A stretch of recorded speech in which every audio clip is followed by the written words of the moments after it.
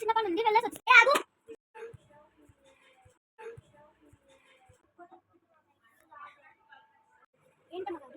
మర్యాద చెప్పు ఈమె వాచ్ నువ్వే దొబ్బేసింది.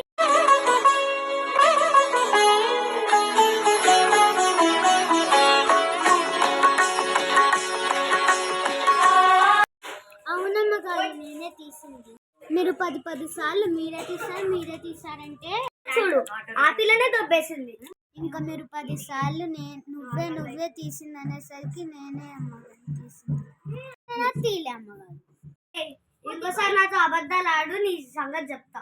అవునా నిజంగానే చెప్తున్నా. ఏంటి నీ ఉద్దేశం? నేను అబద్ధాలు చెప్తున్నానా? కాదమ్మగారు మీరు నమ్ముతున్నామని లేకపోతే లేదు. ఏం డైలాగ్ జ్యోతి? అదే డైలాగ్ నాకు కూడా కొట్టింది. ఏమి నువ్వేనా నా వాచ్ దొబ్బేసింది? మీరు 10 సార్లు అయ్యో అమ్మగారులు నేను తీయలేదు అమ్మగారులు. వదినా నీకు కూడా సేమ్ డైలాగ్ కొట్టిందా? అవునే జ్యోతి ఇది ఎప్పుడు చూడు అలాంటి డైలాగే కొడుతుంది. అయ్యో అలా అనకన్నా అది చిన్న పేద కుటుంబం. అలాగని సెంటిమెంట్ డైలాగ్లు నువ్వు ఇక ఆపు. అమ్మగారు మీరు అలా అంటే నేను వెళ్ళిపోతాను అమ్మగారు ఇంట్లోకి వెళ్ళి పని. అయ్యో అమ్మగారు అలా అనకండి అమ్మగారు నేను ఇంట్లో నుంచి వెళ్ళిపోతాను. నువ్వు వెళ్ళిపో ఇంటికి. కానీ నా వాచ్ చేతికి వెళ్ళిపో. అమ్మగారు మీరు అలానే అంటారా అమ్మగారు? రంగమ్మ నేను ఈమెతోటి ఇంతసేపు గొడవ పడ్డాను.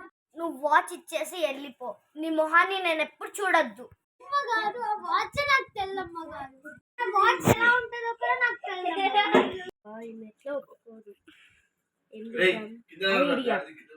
కెమెరాలో చూస్తా. మా ఇంట్లో ఏదో వాచ్ ఉండే అమ్మగారు. ఓహో అవునా రంగమ్మ? నేను అది రేపు అడుక్కొని తెస్తానమ్మా. డిస్కషన్ కూడా ఇంకా స్టార్ట్ చేసిందా?